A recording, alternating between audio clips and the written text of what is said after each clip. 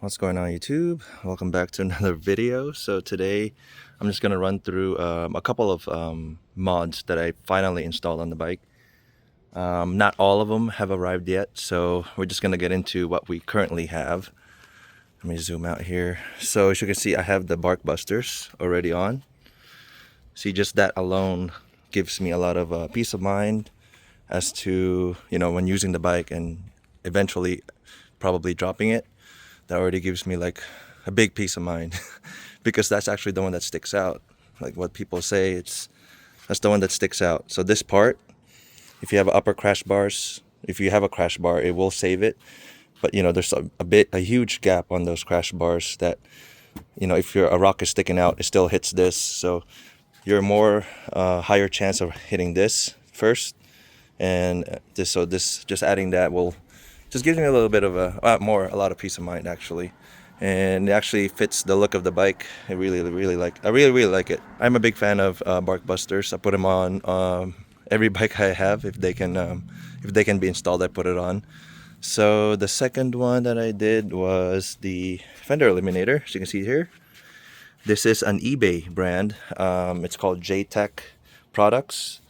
eBay is some people say it's hit or miss, but this one is a really good quality, really beefy metal. I left the foam under the tail light here. So what the function of this Fender Eliminator is, you recycle your lights and your plate light, and then you just put your plate there, and your tail lights is all recycled. So it's essentially just a frame, as you can see here.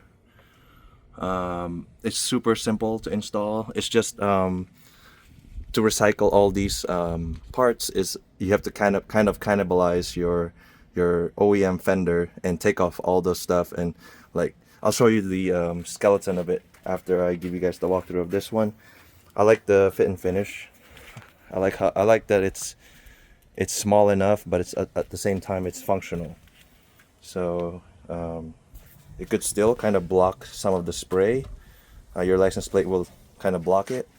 Some people argue that the stock one is better because it has some more extension, but it's hard to say. It's hard to deny that it looks much better with the Fender Eliminator.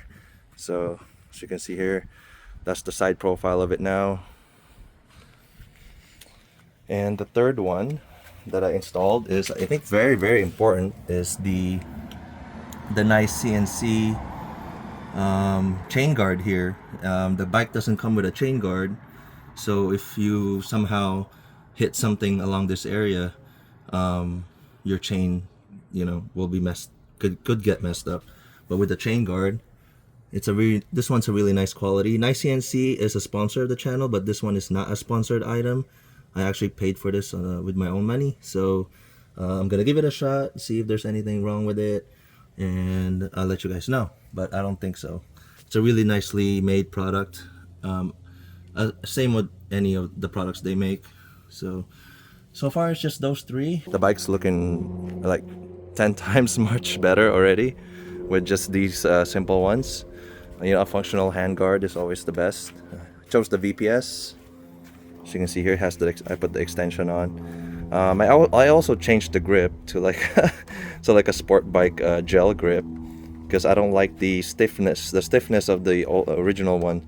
I don't know how this will do in the long run, but I mean, if it's good enough for the Panigale V4R, it should be good enough for this bike.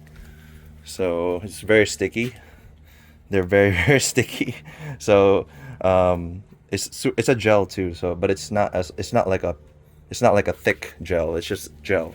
So it's very soft to touch. I changed it because the original one is like hard plastic or very hard rubber. Maybe that's a function. We'll see if I regret changing my grips. But so far, I was debating changing the side mirrors, but I don't know yet. Double take maybe, but right now this one's working. Maybe if I break it, I'll change it. But yeah, so far this is what it's looking like. Let me show you the skeleton of the fender that I changed. So here's the parts that came off. Of course, the plastic handguard, plastic handguard, and the bar end weights.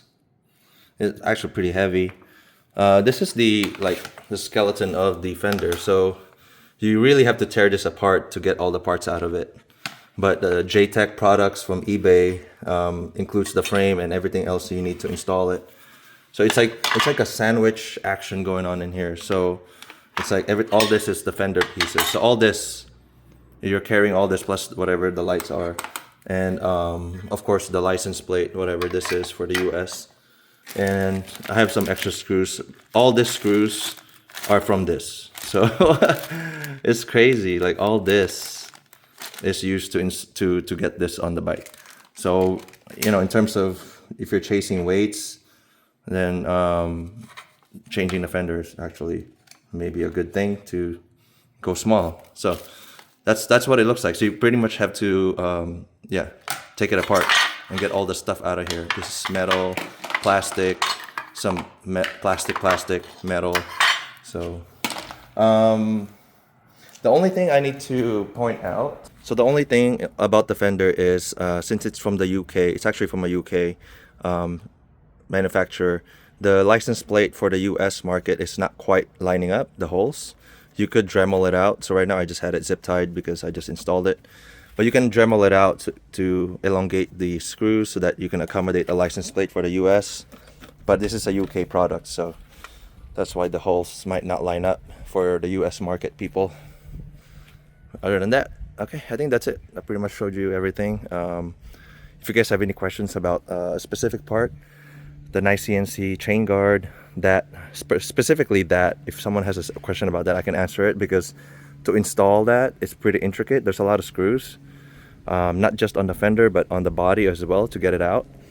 And the chain guard, the handguard is pretty easy. The fender, you have to remove this panel, remove the seat, and remove a bunch of screws underneath. So it's not as easy, but we got it done.